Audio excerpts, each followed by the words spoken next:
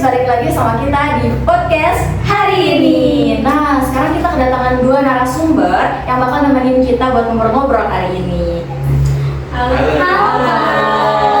Sebelumnya makasih banyak ya udah bersedia hadir di podcast kami gitu ya. Iya. Tapi sebelum mulai, kita perkenalan dulu nggak sih? Kan tak kenal maka tak sayang ya. Boleh nih, siapa dulu nih boleh. Boleh dari aku dulu. Iya. Halo teman-teman, nama saya Nina. Senang saya berada di sini dengan kakak-kakak sekalian untuk sharing bersama. Salam kenal untuk teman-temannya. Halo Alina. Halo, aku Susi. Terima kasih ya udah undang aku bisa ada di sini. Aku jadi penasaran nih, apa sih yang mau kita bahas di sini? Oke, jadi kita tuh di sini mau ngobrol soal kesehatan, terutama di HIV dan gimana sih cara kalian menjaga diri. Kita juga pengen tahu nih pandangan kalian soal HIV itu kayak gimana sih? Nah, mungkin pertama-tama boleh nggak sih kalian cerita dulu gimana mungkin awalnya gitu bisa positif HIV dan pengalaman khusus apa yang bisa dibagikan untuk kita semua? Sebenarnya tidak ada pengalaman khusus sih. Waktu itu kan saya nggak ada gejala khusus sih. Tapi saya suka rasa lelah gitu. Kadang padahal kegiatannya tinggi tapi kok lelah banget gitu. Ya akhirnya saya inisiatif lah untuk cek kesehatan. Nah ternyata hasilnya itu positif HIV. Di situ saya kaget sih, kaget banget karena gak nyangka ternyata saya terkena HIV gitu. Tapi lama-lama ya bisa diterima juga lah kalau saya tidak HIV. Wah, kalau itu sih aku juga pasti kaget juga. Mas, Pas tahu positif, Nina langsung cerita ke keluarga atau gimana? ya enggak lah, kan aku paling ceritanya ke teman dekat dulu aja lah. Soalnya kan pasti malu, takut dicap apa macam-macam lah sama keluarga pastinya. Ya cerita ke teman dulu, baru setelah itu lama-lama setelah menerima kalau aku positif baru aku cerita ke keluarga gitu. Oh iya betul ya, stigma-stigma tersebut tuh sangat berat ya bagi orang-orang yang terkena HIV gitu.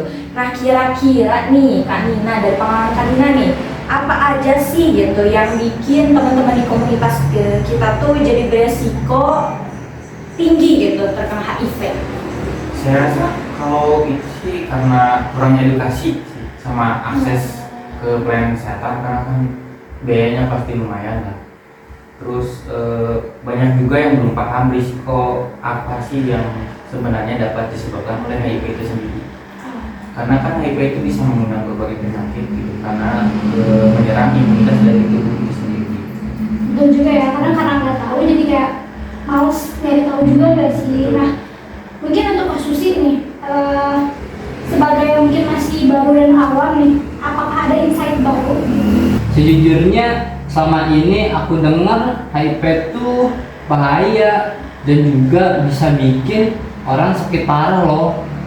Tapi selain itu nggak banyak yang aku tahu. Jadi sempat ngeri juga kalau dengar ada orang yang kena HIV. Sebenarnya hal yang wajar sih Suci, soalnya kan masih banyak yang belum tahu gitu cara penularan dari HIV itu sendiri. Soalnya kalau kita tahu cara penularannya, kita jadi lebih tahu untuk menjaga diri kita dari HIV itu sendiri. Ngomong-ngomong nih Kak Nina, kalau soal layanan kesehatan, aku tuh penasaran gitu ya sama layanan kesehatan yang Kak Nina datengin gitu. Nah selama ini ada nggak sih gitu pengalaman atau tantangan dari Kak Nina sendiri, mungkin soal petugasnya, pelayanannya kayak gimana, atau perasaan Kak Nina gitu waktu periksa? Kalau perasaan aku ya ketika melihat akses pelayanan gitu, mungkin ada gitu beberapa yang kalau akses pelayanan itu si petugasnya kurang paham gitu. Kayak dia itu gak ngerti gitu, padahal kan penyakit HIV itu sendiri tidak menular gitu, menular dengan cara yang gampang gitu. Ada beberapa cara penularannya. Jadi ya ada petugas kesehatan yang kayaknya kurang dalam pelayanan saya gitu.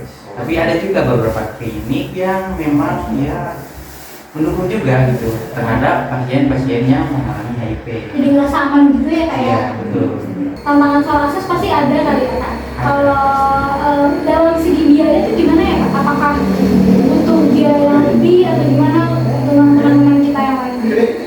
soal biaya pastinya ada masalah. Soalnya kan kalau ngomongin masalah kesehatan pastinya ngomongin juga soal biaya. Apalagi kan HIV sampai saat ini masih belum ditemukan obatnya gitu. Dan ya biaya untuk pengobatannya pasti mahal. Itu merupakan tantangan juga. Ini kasus kok diam-diam aja. Iya.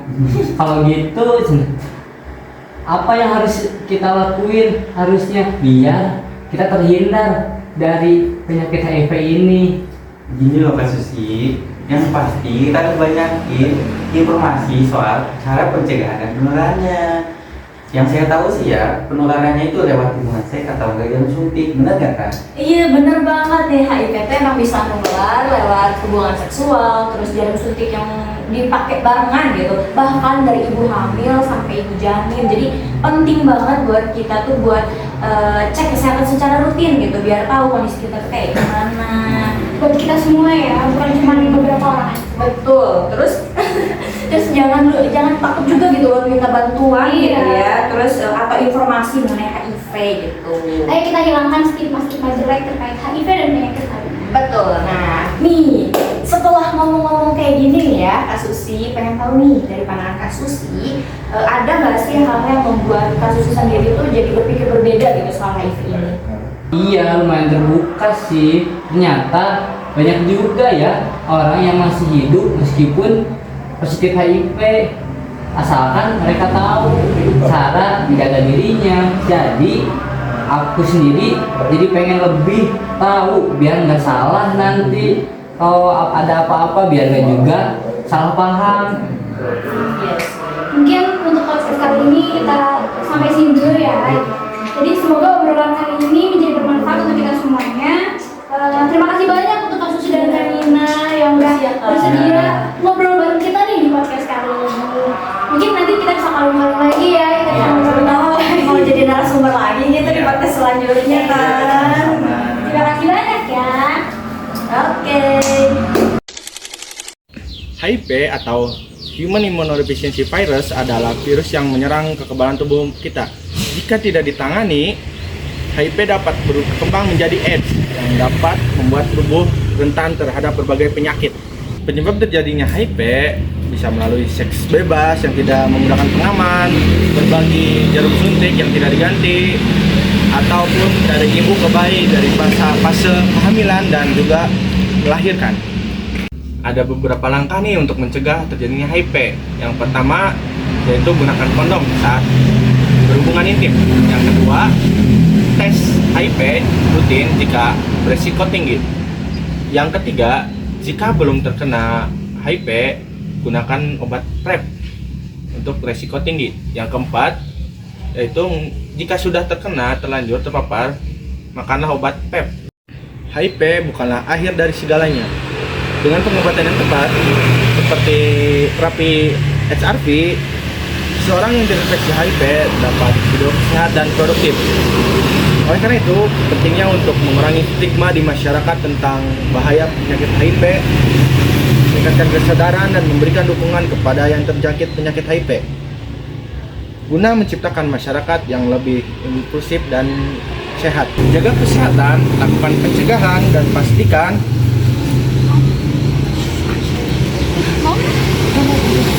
kita selalu mendapatkan informasi dan pencegahan mengenai HIV. Mana? Saya Muhammad Fadil Faiz Hawari dengan NPM 234101145 sebagai Susi. Saya Muhammad Rusdi Murado dengan NPM 234100121 sebagai Nina. Hai, kita dari tim podcaster Podcast hari ini. Aku Amanda Salma Zakia dengan NPM 234101045 sebagai host 1. Aku Cairin Sandra Fitria dengan nomor pokok mahasiswa 234101046 sebagai host 2. Halo, perkenalkan nama saya Nana Habib sebagai edukator dengan NPM 234101116.